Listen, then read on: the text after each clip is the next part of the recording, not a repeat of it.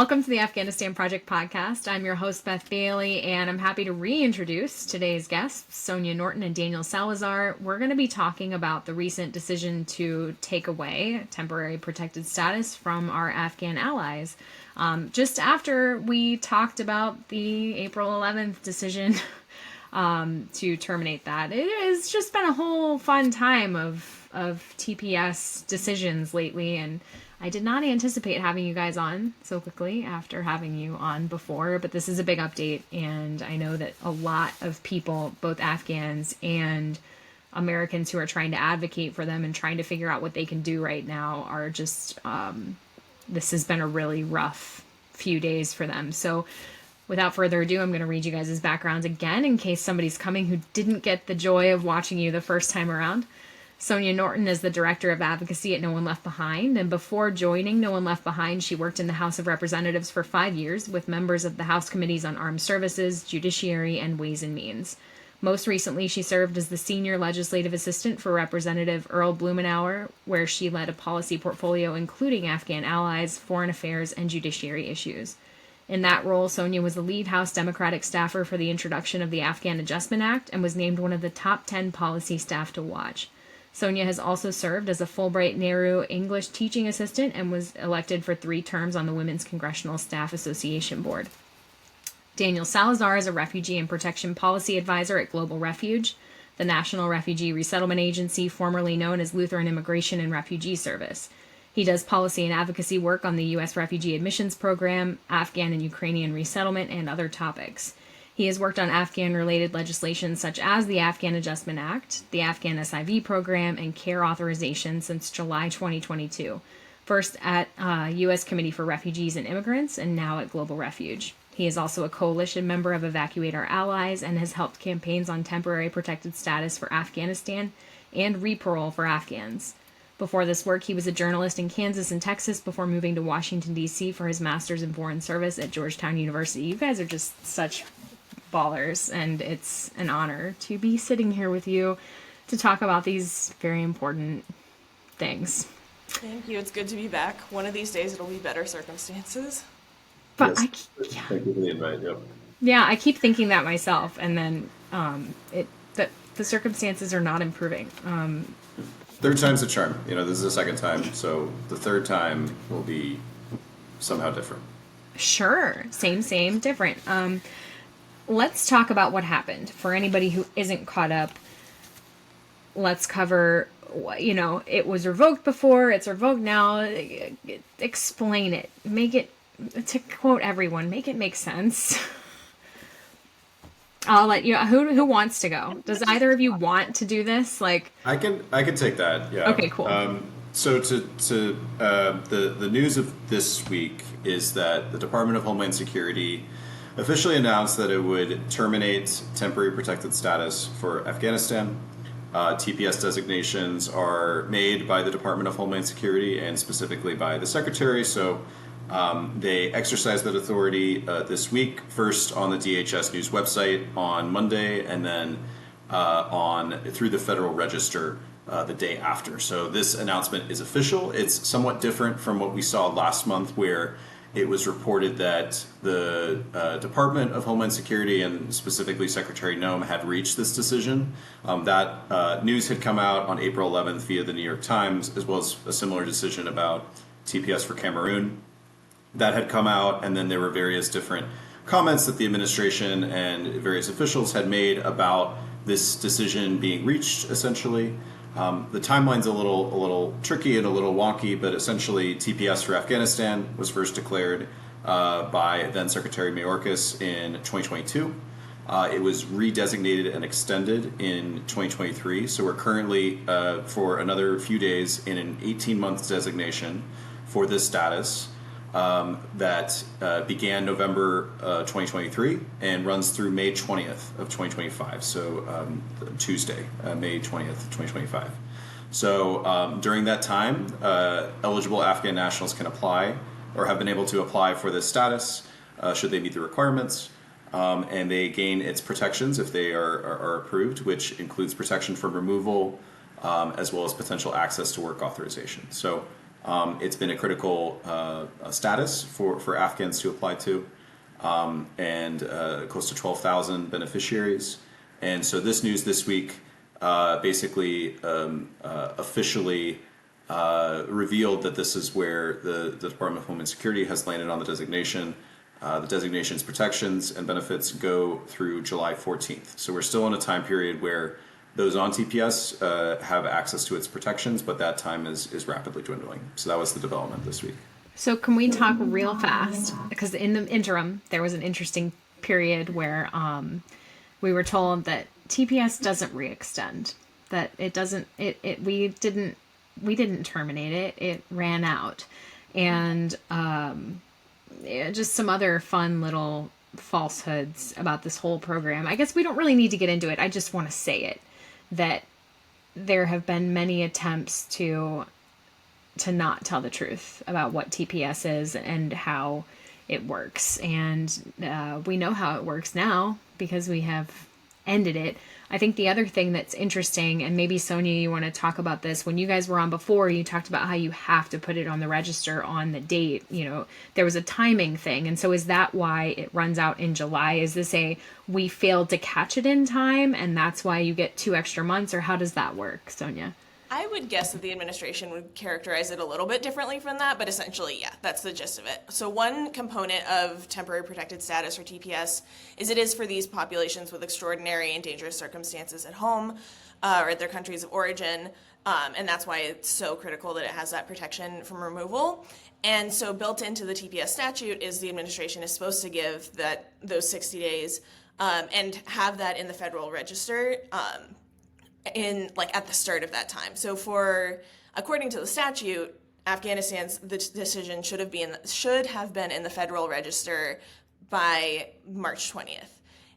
They didn't do that, and part of what we've seen in the case, so in case folks aren't tracking, Georgetown Law's Institute for Constitutional Advocacy and Protection, on behalf of an organization, CASA, filed a lawsuit over the termination of TPS for Afghanistan and Cameroon with very similar circumstances in terms of process from the administration. But for Afghanistan, because they didn't hit that deadline of March 20th to put out the Federal Register, instead they kind of chose their own deadline to put out that 60-day notice. That's something that the courts will have to decide on what that looks like. Luckily, we have the litigators are, I think, adapting to that and really trying to figure out. And it seems like the courts their intent seems like it is to rule ahead of the July 14th deadline to make sure that there is time for people to figure out kind of whether their decision is upholding that new deadline or insisting on the 6-month extension that's built into TPS statute because the administration didn't put this forward in time. What I would love to add here, this seems like an opportune time to add what I came on telling you guys before we started recording, that just because it's great that has already been challenged. But this adds another layer of uncertainty and confusion and chaos for Afghans who've seen nothing but chaos for the last 3.5 years in so many cases. Not as much stateside, but there is still the adjustment stateside. There's still wondering if you're going to get asylum, if you're going to get your SIV, if you're going, what does your path look like? And so now we're doing this, I'm glad there's hope. I'm so glad there's hope, but they have to wait. And so the thing I want to bring up is the Pasito v. Trump case. As we were preparing to do this, the news broke that amazing compliance order, or the compliance framework that the U.S. government was supposed to have to follow, where they would have to just get 12,000 cases processed. And nobody even knew yet how many of those were Afghans in Pakistan or in other countries. We just knew that it was 12,000 refugees that they would have to process. And that just got reversed. And it could happen again that gets on, this whole legal thing, it just goes back and forth and adds more questions for people who don't even know if they're in that cadre of individuals right now. There's so much terror and uncertainty. And so I'm hoping you guys can bring some facts, some calm, and also some reality, because it's also not fair to blow smoke up anyone's posterior end. But I think the first thing I would like to talk about is how many people will be impacted by this TPS decision, because we know that some of those people with TPS probably have a route in place that might make them safe. So who wants to go first on that part of this question? Sure, I can cover that initially, and as you referenced, TPS is something that someone can apply for and attain on top of another immigration status. So attaining TPS doesn't affect your parole, for example. It doesn't. You can attain it for its own right. You can have work authorization tied to it in its own right.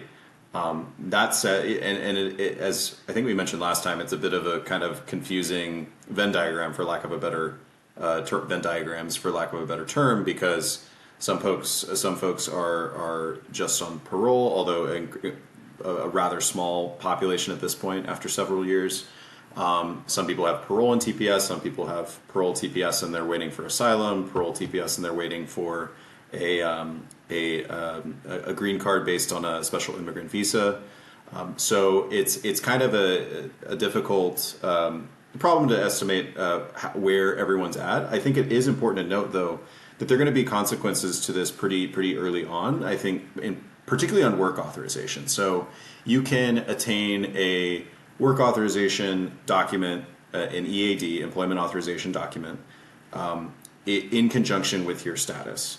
And TPS confers that work authorization. So you can get TPS, you can apply for a work authorization or a work permit after, and that work permit is tied to your status, right? So it's tied to how long or how active your status is in place. So currently, if someone is issued, several months ago, if someone was issued a work permit based on their TPS, the end date on that work permit is going to say May 20th, 2025.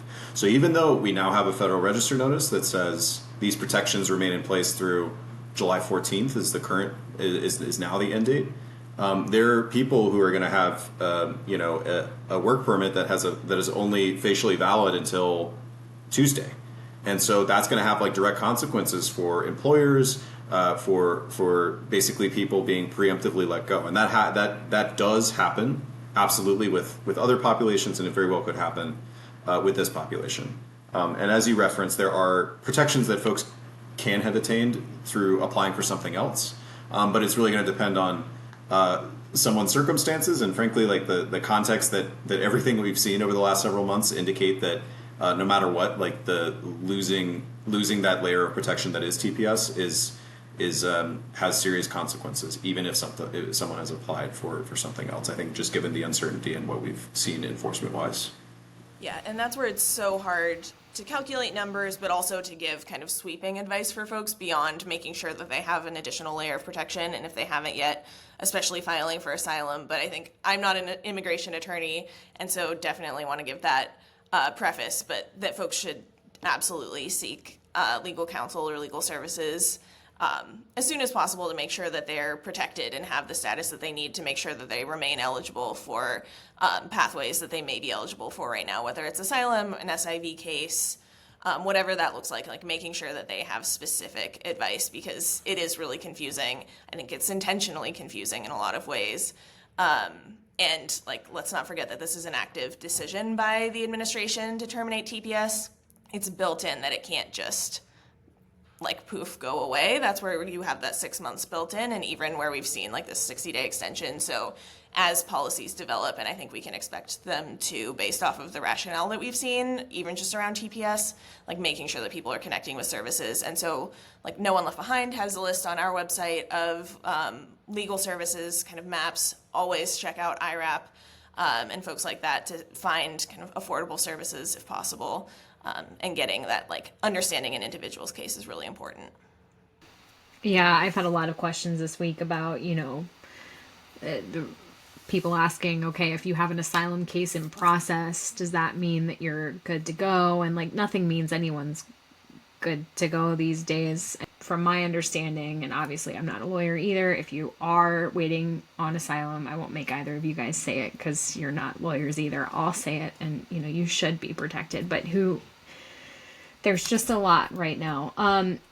I don't know if either of you wants to talk about this, but when I first saw this news break, it was in the Washington Times, and they talked about the 2 instances in which there were national security concerns for somebody who was given TPS, and the 55 incidents in which Afghans had used multiple identities when interacting with the U.S. government. And this was used as like, see, look, it's a great, you have to take away TPS because it was given to those people. And when I do the math of 57 out of 10,000, I'd say the answer is, well, those individuals don't need to be given TPS. If you have a national security reason to take away, why are we taking it away from the rest of the 9,900, and I can't do math on the spot, I think 43 that, that didn't have those issues, instead of making it look like all of these Afghans have issues. I don't know if either of you wants to comment on that, but I'll leave that open explosive out there in case you do. I mean, I think you made the really important point there, that it's individuals. It's a very small portion. It's the exception here. And in response, they're taking away protection from an entire group and making decisions about what country conditions in Afghanistan are to reflect how they want to handle a handful of cases. Like a TPS designation and being approved for TPS is not a one-size-fits-all, like everything is fine. You still have to abide by the laws in the country. There are still consequences. And so I think it's a disproportionate response to very small numbers of folks who, and again, like those are 57 cases that they've, like, the system is working. It caught glitches or errors or alleged crimes, like it caught that. And that's one important piece of TPS and having that stability is it brings people forward. It allows them to work legally. It gets people, like, we know kind of they can come out of the shadows and really like be the active participants in communities that they want to be in, that we've seen Afghans be fabulous neighbors. And taking it away in this way doesn't help people continue to do that. It increases that fear and I think makes it harder for the system to work in these extreme cases.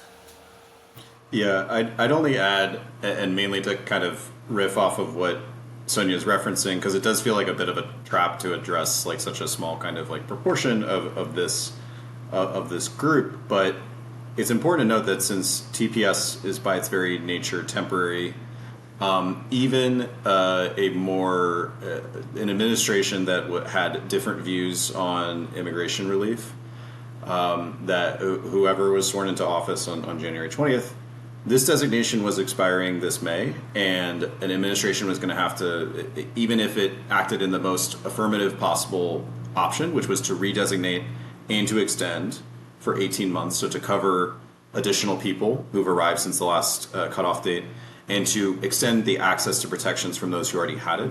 Even if that were acted upon, people would still have to reapply. And so to Sonia's point, people are going back then to U.S. Citizenship and Immigration Services, USCIS, which is housed in the Department of Homeland Security, which has those sorts of parts of the system that Sonia is referencing. So again, even acting on TPS remaining in place, and remaining in the United States, you still have to go back to the government and request to have it again, or to have it, your eligibility extended. Particularly those who already have it, they actually have to apply on an expedited timeline when TPS is extended, right? They can't just wait another 16 months and then apply for it. They really need to apply as soon as that application opens. So it does remind me a little bit of the conversation we have a little bit with the Afghan Adjustment Act, right? Of if you're concerned about vetting, the Afghan Adjustment Act is a way to do that, because it puts everyone through a system where their status would be vetted and it would be checked against various different databases and resources that the government has. So again, it just feels like a red herring, and here we're spending multiple minutes about it, but it is worth mentioning, I guess, given the circumstances. Yeah, I hated it myself, but I think it's at this point, because I know who's out there being a detractor in this whole argument. I know what those arguments are. I think it's really important to bring them up, and to say, you're worried about it. Here it is. look at this versus this, like, how dare you? Let's talk about the, I'm going to editorialize here for a minute, the specious arguments that are being made about why TPS no longer applies to Afghanistan. Sonia, do you want to lead that charge and give us what the administration has said about that? Sure, yeah. So essentially, the administration said that security and economic conditions have improved enough within Afghanistan that it no longer meets the requirements for TPS, that it's essentially safe for people to be returned despite the connection of having fled to the United States, having worked in the United States, for women and girls having been educated in the United States during this time. And we work primarily with Afghan SIV holders, folks who worked with the U.S. military and know the incredible threat that continues to exist in Afghanistan, especially as the Taliban's power grows. Like, the government, in their argument on TPS, implies that Taliban power has made it safer for Afghan allies, and that's absolutely not true. They have long memories, and these are folks who worked oftentimes against Taliban operations. These are folks who were on the ground actually conducting U.S. counterterrorism efforts with our troops. And especially with U.S. RAP paused, with folks still in SIV processing who need TPS for some of that stability, it's really, I think, baffling to see the argument that it could be safe for them, that it's no longer extraordinary circumstances on the ground in Afghanistan to justify this, again, temporary protection until it actually is safe for people to return. Because there are fantastic leaders who fled for their own safety and are still invested in the future of the country, and they haven't returned because they cannot return safely, which is why TPS exists. This is, I could go on forever, but it's a clear case of what TPS was designed to protect people during, and our government has decided that it is okay to send people back because there was a fraction of tourism that happened. Really just, Yeah. We disagree. We look forward to working with partners to help remedy the decision to keep people safe from these circumstances, but it's really, the circumstances on the ground are not, I think, reflected in this decision. Daniel, go ahead. I know, I can sense there are words. Right. Yeah, there are words, and I'll try to choose them carefully. So I think part of it has to do with both what was included in the justification and what was not included. So what was included is a reference to there's still violence in the country, but it's not the same sort of... I think the argument they were trying to make there had to do with trying to characterize maybe that the Taliban doesn't have a opposition group that is truly threatening its authority right now, and that maybe differs from other states that have interstate conflict right now, such as Burma, such as Sudan, that have civil wars that are really kind of evenly matched and are drawn out stalemates. But that still that doesn't again negate the physical security risks that come with the country conditions. The humanitarian point is really odd too. It notes that there's 23.7 million people in need of humanitarian assistance in Afghanistan. That's down from a previous figure of 29 million, as if that's progress, when, to be clear, 23.7 million people in need of humanitarian assistance, particularly in the current moment of retrenchment and retreat on that assistance, is still a colossal humanitarian situation that deserves attention and action, right? That's not progress. It references, I think, GDP growth of it's a small number. It's like 2.7 or 3.7% over last year, which again is it's a cherry picked number, and it just doesn't pale in comparison when we talk about the GDP free fall that happened after the fall of the Afghan central government in 2021. So that's what was included, and of course the tourism point, which again is specifically is a little self-serving because it directly references how the Taliban are using it to enhance their image. And then it promptly allows the Taliban to use tourism to enhance their image by saying, oh, see, there's an increase in Chinese tourists, and they're posting about it on social media. Unfortunately, it showed up in my algorithm one time of like, plan a lad's trip to Afghanistan. It was very odd. But again, it's bizarre what was included, and then what was excluded is insulting. There's no reference to persecution of religious minorities, which we know is incredibly severe for Christians and Hazara Muslims. And then to make no reference to the state of conditions for Afghan women and girls is, I don't have to complete the sentence, but it is also incredibly insulting, particularly given that not only were the decrees, the edicts that were in place in 2023, the last time the government reviewed these conditions, are still in place. But there have been dozens of new decrees since then, in increasing severity, in increasing scope, right? And that actually would warrant, if a government were honestly considering the conditions, you should redesignate too. Honestly, it's not just extending it for those who are already here, but redesignate. So yeah, so what was it was what was included, and then what was excluded, I think, is just pretty baffling. And again, you don't need to go to Georgetown for your School of Foreign Service degree to know that conditions in Afghanistan are unsafe. And I'll leave it there before I get too rambly, but yeah, those are my thoughts. And an additional resource on the conditions on the ground and concerns about that we've heard from Congress is the House Foreign Affairs Committee majorities, so Republican-led report on conditions. It includes the withdrawal and failures in the withdrawal, as well as conditions as of late last year. It came out in September 2024 and included significant discussion of human rights abuses by the Taliban that I think Daniel rightfully points out are not reflected in any of DHS's decision.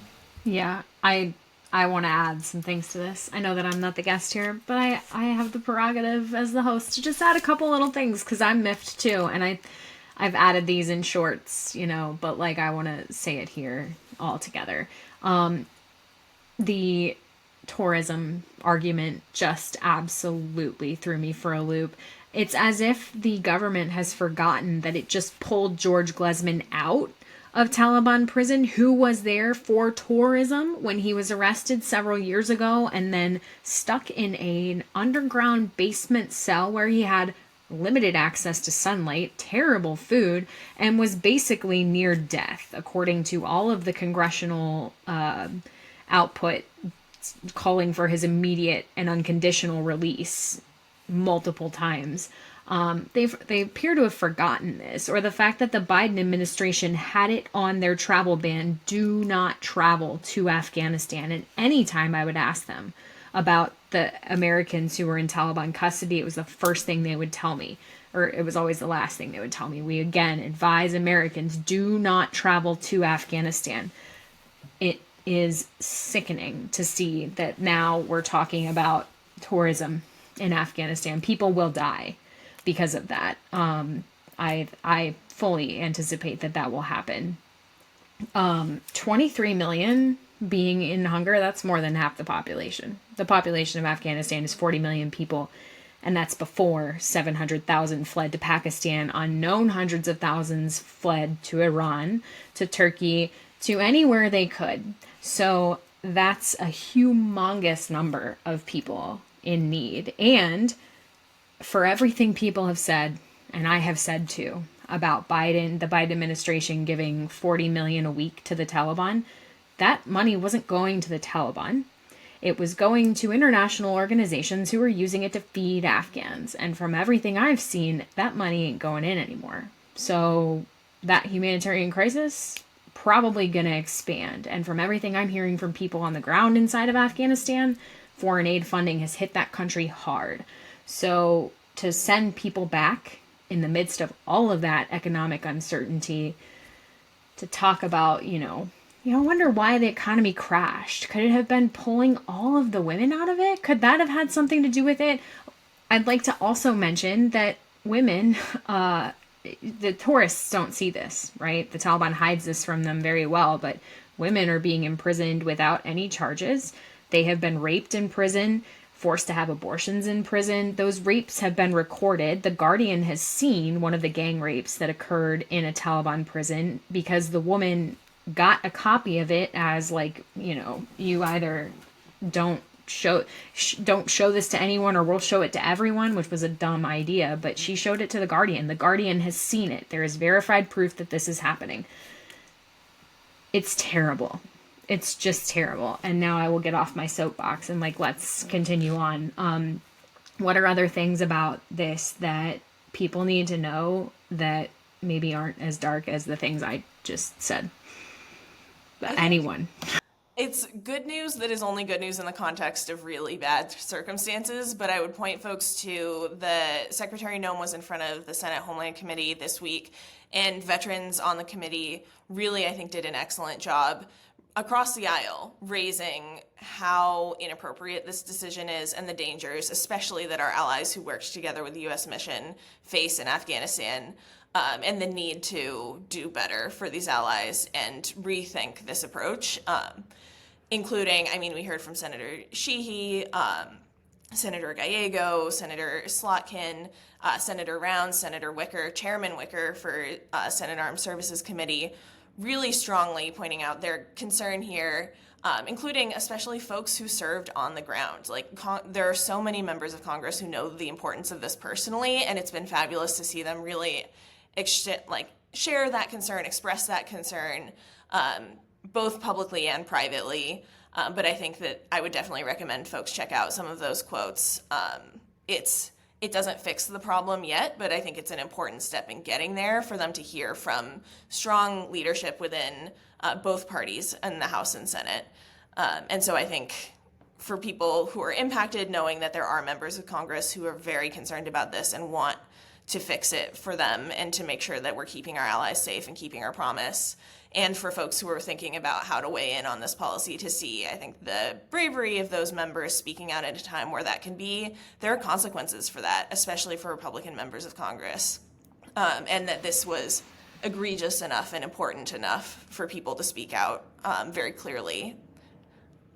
Yeah, Daniel, I'd love for you to respond. And then Sonia, I want you to read your favorite of those quotes, because you're the one who sent that article around, and I have a favorite. So after Daniel, you have a chance to weigh in. I would like to read our favorite quotes from that that assembly of quotes. Yeah, I actually don't have a ton to add at this point. I think I'd just say that, that sort of in this moment, right, of kind of deep division about kind of the larger agenda that the administration is undertaking, seeing that sort of unity is important, and seeing that kind of clearly stated too, because I think this is an issue that has, to some degree, broken through in terms of people who maybe wouldn't normally be engaged on this sort of topic. Are speaking out, and I think that sort of response needs to continue, because this is something that, ultimately, as the statute lays out, the decision is rested in the Secretary for the Department of Homeland Security. That decision, by all accounts, looks like it's made, and that they're not going to reverse course. They should still reverse course because they didn't act in time. They didn't follow the proper procedure. There should be at least a 6-month extension. But that said, it's still an important kind of time to speak up on this. And again, it's important to speak up on it, not when it's convenient, and it'd be pretty unfortunate if folks don't speak up on it, but then come August, there'll be all these statements about another anniversary passing.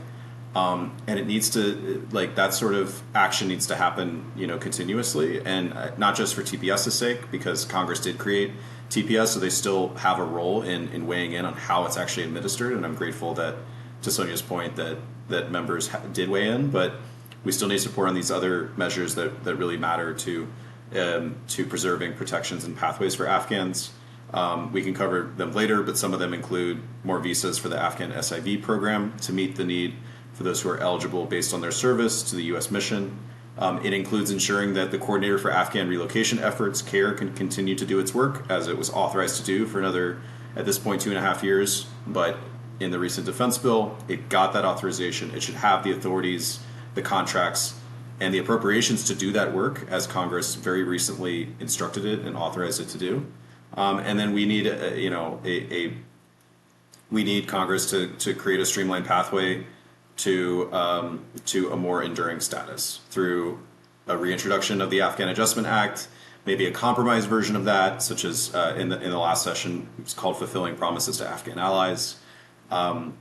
Seeing that rather than this kind of bureaucratic maze of overlapping TPS or parole, getting people through a streamlined process. They don't have to re-up their status every 6, 12, 18 months, right? Let's get off those, or 2 years in the case of parole, let's get off those cycles.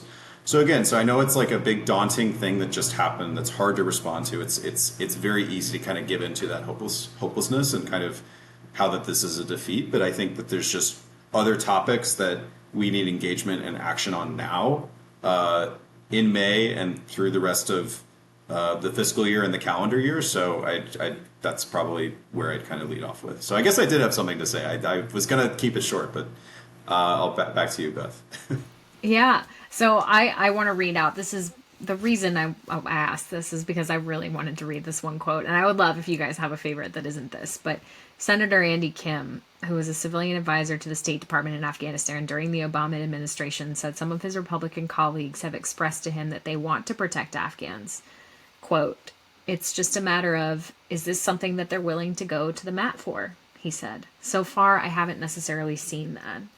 And this is, to me, the crux of the issue is how many Republicans stood up and said Biden did a terrible job. Look what he's doing to our Afghan allies for the last 3.5 years. And now they are completely silent. And I understand the implications of standing up right now and all of that, but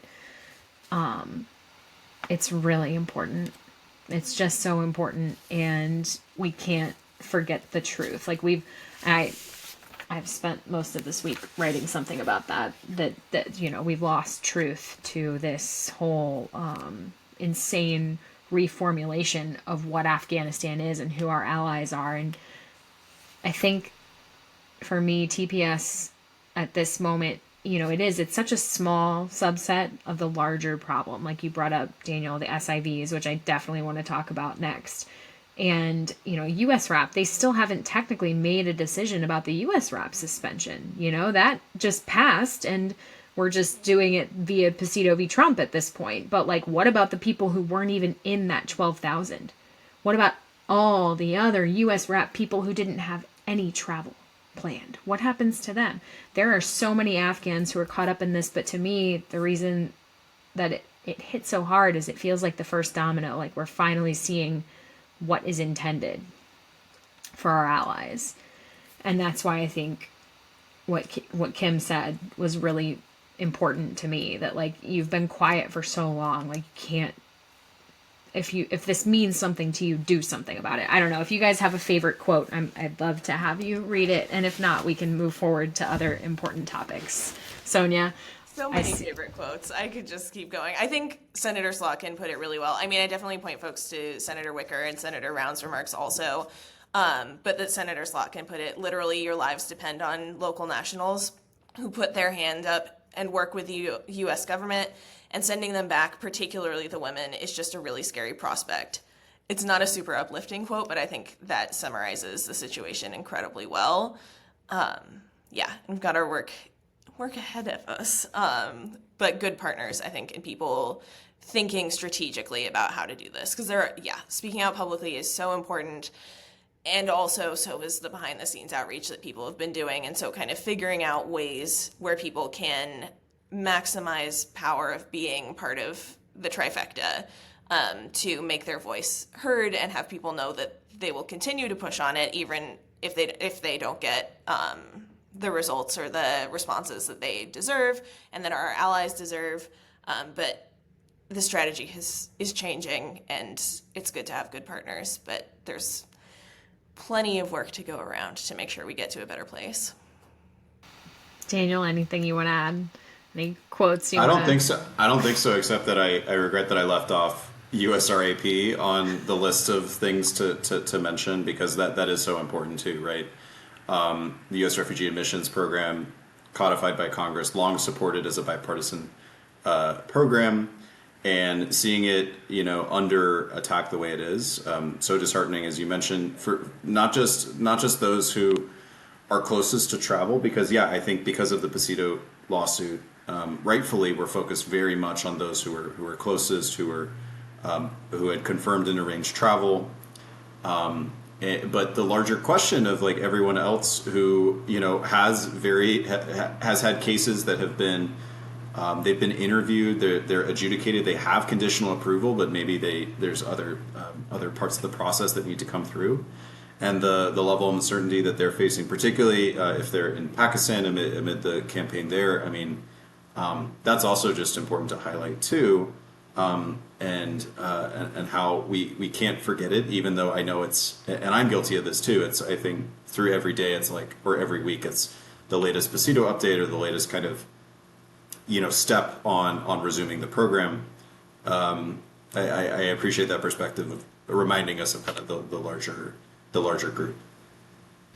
There's just so much. It's and like all of this in all of this. What happened to all the HP population that enriched USCIS by tens of millions of dollars? And now, and most of them are people who already had applied for SIV or P1 and were waiting and hoping that would be a faster method, because most of those applications were sent in directly after the withdrawal, because everybody's like, look, a loophole that might work. And like, then everyone realized very quickly that no, it's not. Unfortunately, I mean, people have moved through on that, but I mean, that is totally, I don't think anything's going to move on HP. And I'm pretty sure that's just like, we've globally realized that's a lost cause.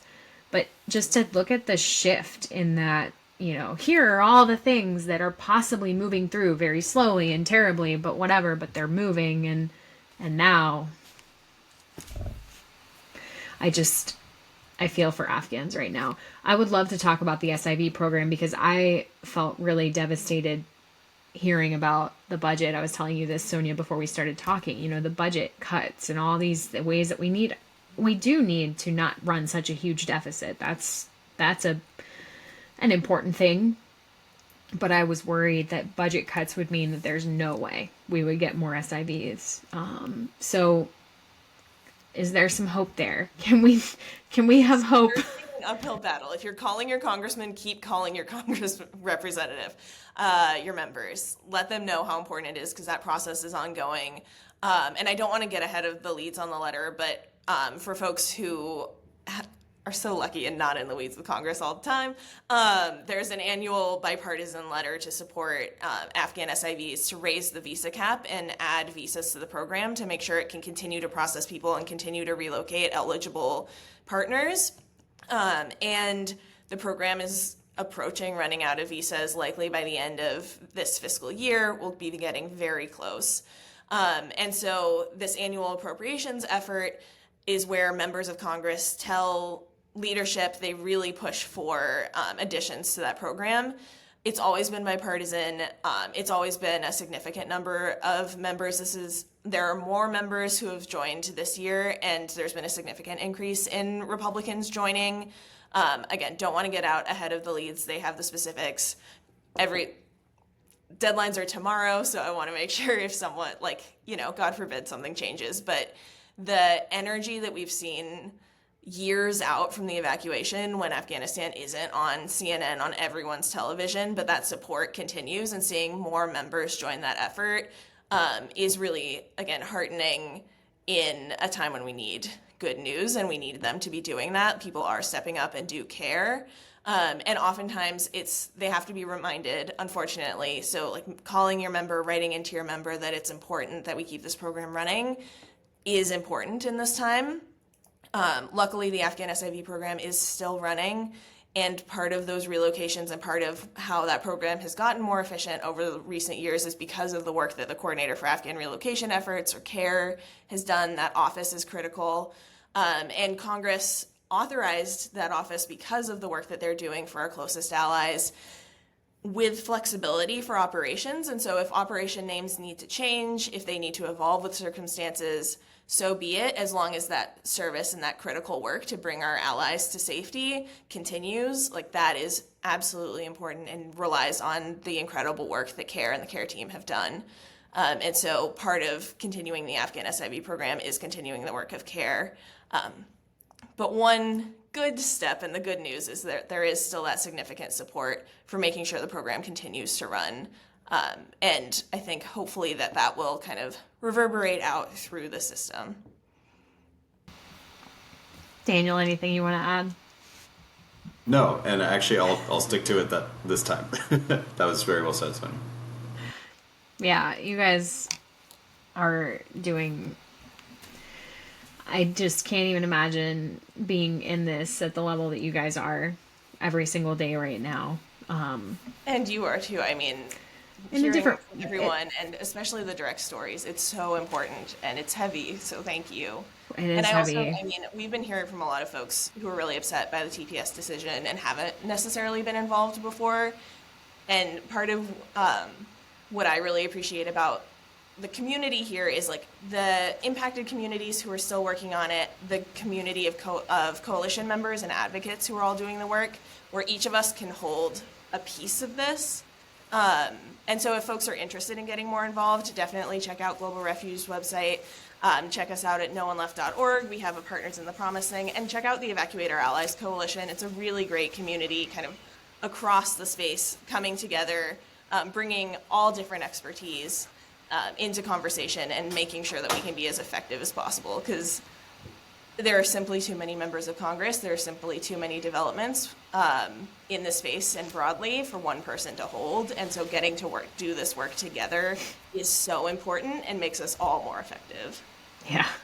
I was at my son's speech last week, and I had a conversation with another woman whose daughter goes to speech where my son does a long time ago about what I do and, you know, what she does. And there was a development with her and the Afghan she's in touch with stateside that has thrown her whole life into turmoil. And there we are, you know, my son gets out of speech and the speech person can't even talk to me because we're in this like hyper emotional conversation outside of a school classroom where, like, in the very rural place where I live, where you would think no one cares. And no, in fact, this woman cares so much that she's tearing up outside her child's speech lesson over Afghanistan.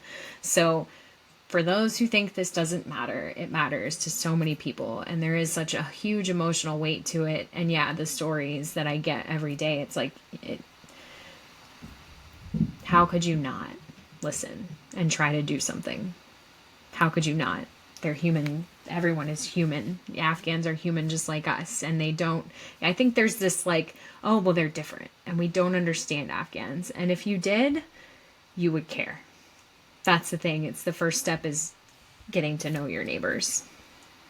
And when you do, this whole thing stops being an us versus them situation and just a lovely group of humans that deserve to live free, to have their girls go to school, to have prospects, to be able to drive a vehicle and have freedom. If you're a woman, I mean. I'd only add to this kind of part of the discussion about how, like, I mean, I think for advocates, it's like kind of a challenging time, but I think we also need to kind of, it always helps to, like, I remind myself too, is like, you're not the main character here, right? I mean, there's populations that, you know, are forced to flee, that can't return to their home country when that's all they'd want to do. And the gap that exists between the need out there and then the policies and like laws and programs we have in place is wide. And so know that can't be solved overnight. It's like, I try to take it as like a one day at a time sort of thing of what can we do today to kind of like narrow that gap. And I think that kind of helps to kind of center myself. And I also, one thing to note too, is it's never too late to kind of like start working on this too. I remember I actually wasn't really in this space when the NEO happened. And so, you know, I started, you know, at a resettlement agency in July 2022. So right before the 1 year anniversary. And I remember feeling kind of like lost and not caught up to speed and like the acronyms in this space, my God. Right. But just by, you know, again, one day at a time sort of thing, it didn't happen overnight. Being connected with this incredible cross-section of America that works on this, cross-section of the world really that works on this. Given the last couple of weeks, there was refugee rights groups in the Asia Pacific region calling us. It was very early here, right?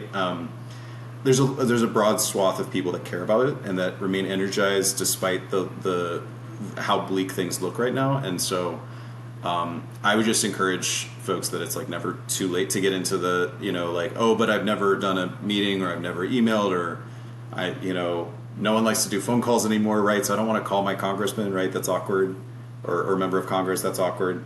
But yeah, that's the second point I'd make. Besides the not being the main character, it's the that it's never too late to get started, essentially. Yeah, and find what you're good at. Like, I got started in this because somebody out of nowhere said, hey, it looks like you might care about Afghans and veterans. Like, do you want to help us raise money? And I knew that is not my gig. I don't raise money. I don't know how to do it. I said, I can write. And that's what I did. And like, yeah, what can you do? Can you go to a local town council meeting and bring it up so that other people are aware? Or can you, how can you make a difference? Everybody can. And like this woman who was really upset last week, she was like, you're doing so much more than me. I said, no, I'm not, because you're literally touching someone's life. You're involved with this young woman's life. That's huge. Find a local Afghan family, help them feel at home. That is an impact that you can't put a money value on that. So all of us can do something. I still think we should probably host a round table on how to write an op-ed, because it's easy, and once you get it down, you're like, I was about to bring that up, dangerous. But when is that happening? Yeah, that's happening. I say let's record it next week and get it out, because it's not hard, and once you figure it out, you can go send in an op-ed anywhere, and you can get other people to do it too.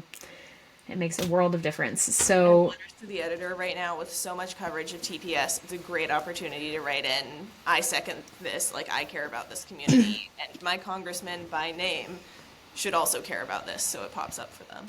yeah, and like, right the wrongs.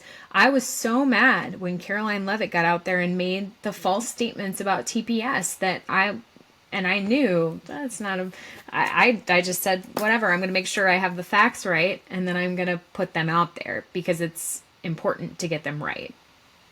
And that's where I'll leave that one right now. I'm just going to drop it. Well, I would love to have you guys have the final word here, and then I want to read, because the actual final word is going to go to a gentleman who is the father of 6 children who's currently at Camp Cass in Doha. So you guys, please, Daniel, I'll let you start. Final words, anything you want to add? I don't think so, but I appreciate you hosting us again and like retaining kind of the focus on this and again centering Afghan stories with the real last word. I kind of ended on a very last word sort of note on my previous comment, so I'll leave it there. Sonia. Yeah, I'll just foot stomp again what you said, Daniel, that it's never too late to get involved. With SIVs continuing to arrive, with policy decisions like TPS being made every day, it's never been more important, I think, for people. If this is your first day, great. This is a great first day to get involved, because we need you as part of this.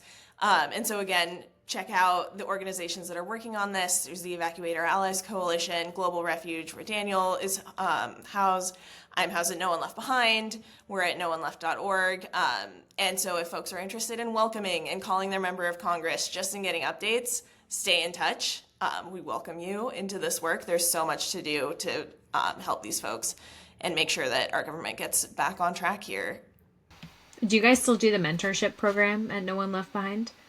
Let me double check. Okay. I think at some point it will definitely resume. In the interim, there's all sorts of volunteers, and certainly I think getting back into that, like helping folks who are new arrivals and making this big transition connect with jobs is a big part of reception and placement. And so like it's a little bit different than how it looked 6 months ago, but certainly if mentorship and professional development or connections is something you're interested in, we can make that work. Yeah. I can't even, I'm thinking about all the resettlement organizations that are now wondering if they will even exist You want to make people feel at home, go find a resettlement organization and volunteer. They will love you until your last breath. Like, you're so needed right now. There's never been a time, and I will say it again, I've said it on this podcast so many times, helping Afghans saved my life, and that's not an overstatement. When I was going through divorce and I was wondering if anything was worth it anymore, being able to help other people and knowing that my existence was helping other people kept me going. So it really does, like, it seems so counterintuitive. Oh, focusing on someone else makes you feel better. No, it makes you feel so much better. It gives you purpose, and you can't buy purpose. Anyway, I'm going to read this letter. Oh, go ahead, Daniel. Yeah, I would amend my last word to say yes. So, so if yes, I can confirm that what Sonia said, that resettlement agencies have had a rough year. Yes, if you want to support them, that's great, and I think we certainly would welcome volunteer work, whatever you're willing to support. And again, do want to uplift the organizations directly from the community too. So groups like Afghan American Foundation, groups like ANAR, which used to be called Project ANAR but rebranded, Afghan American Community Organization, Afghans for a Better Tomorrow. There's a whole constellation of groups that really do amazing work. So I encourage you to uplift them as well. And local state organizations. I know we work closely with folks in Vermont, folks in Oregon, others who I'm remiss in skipping, but like really incredible local organizations led by Afghans as well. Yeah, there's so many places. So find one, and if you can do something that's in your wheelhouse, you'll make the world a better place. So I'm going to read this, and I just want to first say that I am editing this as I go because I don't want any identifying information to be read by myself. But this letter was sent to me by someone who is hoping for some kind of help right now and isn't sure if it's coming. And this is a cadre of people that I'm particularly concerned about, the people who are on the platforms right now and don't know what the future holds, while they wait on processing and wait to hear about what's going to happen with US RAP, etc. So I am going to call this individual Abdul just for safety purposes. My name is Abdul. I was born in Kabul, Afghanistan, and I'm currently residing in the U.S. CAS camp in Doha, Qatar. My father served as a police officer with the Ministry of the Interior. He also supported ISAF mentors in the logistics section. Unfortunately, he remains in Afghanistan and is currently living in fear due to the ongoing situation there. I have several years of professional experience with the Ministry of Interior, where I worked part-time as a computer operator and security assistant at, and I'm going to excise where.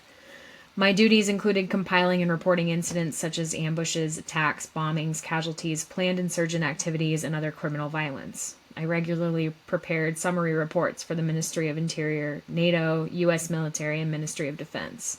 In addition to written reporting, I occasionally provided oral interpretation between Afghan police officers and NATO mentors. For the last 8 months, I've been living in U.S. camp or CAS camp in Qatar under a P1 case. I'm currently volunteering with the Mental Health and Psychosocial Support Unit of IOM UN Migration.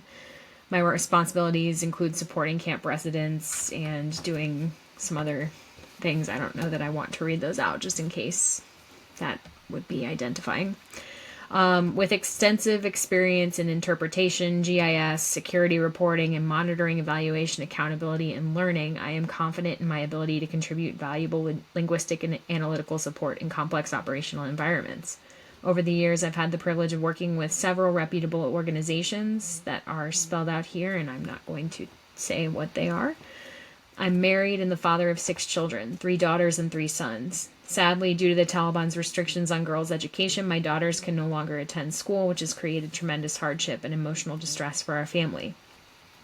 And then this individual asks and says they believe they can make a meaningful contribution to the future of the United States and believe that many others who remain left behind possess valuable skills and can also contribute significantly. However, my family and I continue to face uncertainty and growing desperation as we wait for resettlement. I kindly share our situation with you in the hope that you may advocate on our behalf and support the resumption of paused flights so that those of us stranded in Afghanistan, Pakistan, and other countries can finally reach our intended destination safely. I worry about those folks. And for any other Afghans who want to share their story, I think this is a really important time to do it. Obviously, with personal details that could get you, make you identifiable to anyone, excised.